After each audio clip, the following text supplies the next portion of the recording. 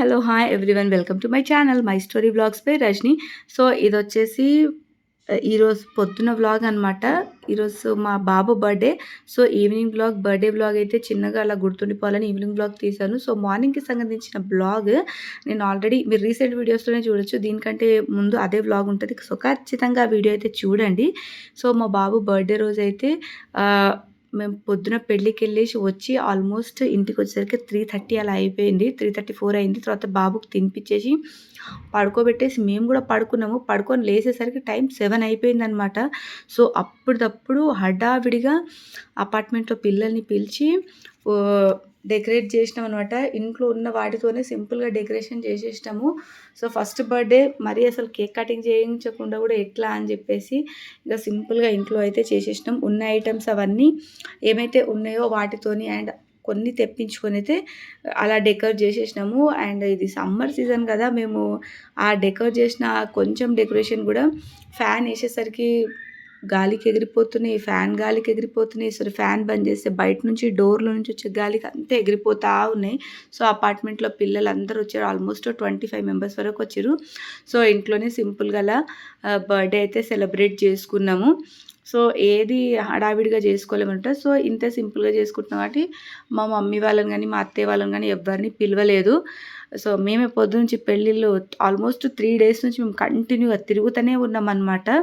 So మా బాబు birthday ఎందుకు గ్రాండ్గా చేసుకోలేమంటే మేము నంద్యాలకు వచ్చి 3.5 ఇయర్స్ అయింది. సో రీసెంట్గా మా ఆయన ప్రమోషన్కి సంబంధించిన ఎగ్జామ్ రాసిండనమాట.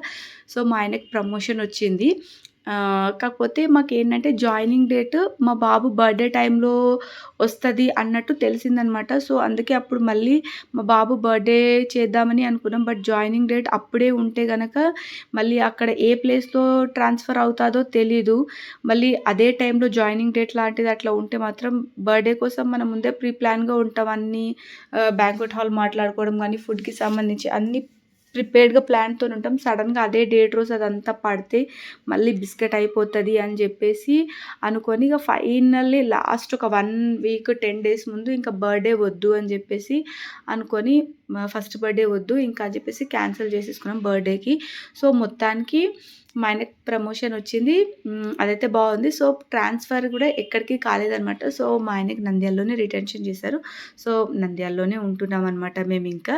సో ఈ విషయం మాకు తెలిసి కూడా ఈ మధ్య ఒక 2 వీక్స్ అయింది. బట్ నేను ఈ వీడియోస్ అయితే ఎడిట్ చేయడానికి టైం కుదరక ఎడిట్ చేయలేదు. సో ఇప్పుడు ఆఫీషియల్గా ఇంకా బయటికి చెప్తున్నాను అనమాట ఈ విషయం.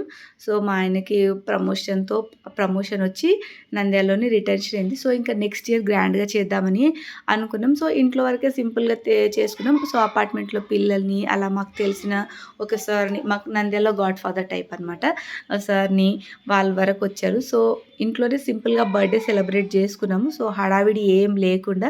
సో మా ఆయన అయితే మంచిగా ఒళ్ళో అలా ఎత్తుకొని కూర్చున్నాడు. ఇంకా నేనైతే పోయి కేక్ కట్ చేసి పిల్లలందరికీ డిస్ట్రిబ్యూట్ చేసిన. అసలు వీడియో తీద్దామనే ఓపిక కూడా లేకుండా పోయింది. సో పిల్లలంతా తినేసి అలా ఎక్కడిదక్కడ పెట్టేసి వెళ్ళిపోయారు. వచ్చిన గిఫ్ట్స్ కూడా వాళ్ళే ఓపెన్ చేసి చూసేసారనమాట పిల్లలందరూ, అపార్ట్మెంట్లో పిల్లలు. సో వాళ్ళు వెళ్ళిపోగానే ఇక వెంటనే ఇదంతా తీసేసిన. ఇన్ఫ్యాక్ట్ పిల్లలు ఉన్నప్పుడు సగం సగం ఊడిపోయినాయి. సో మా బాబుకి అయితే ఈ బిస్కెట్ ప్యాకెట్స్, మళ్ళీ తర్వాత సెలబ్రేషన్స్, డైరీ మిల్క్ చాక్లెట్స్ ఇవే వచ్చినాయి. నా సజెషన్ ఏంటంటే ఏదైనా పిల్లల బర్త్డేస్ ఉన్నప్పుడు ఇలా బిస్కెట్ ప్యాకెట్స్ అలా కాకుండా వాళ్ళకి ఏదైనా యూస్ఫుల్ అయ్యే థింగ్ ఇవ్వండి, చాలా బాగుంటుంది. అండ్ ఒక అక్క అయితే ఎప్పుడైనా సరే పిల్లల బర్త్డే ఉన్నప్పుడు చాలా యూస్ఫుల్ ఐటమ్సే గిఫ్ట్స్ ఇస్తూ ఉంటుంది మా అపార్ట్మెంట్లో ఒక అక్క. తర్వాత ఇంకా బిర్యానీ అయితే తెచ్చుకొని తినేసినాం. ఇదే అనమాట ఈరోజు వ్లాగ్. అయితే నెక్స్ట్ వ్లాగ్లో కలుద్దాం. బాయ్.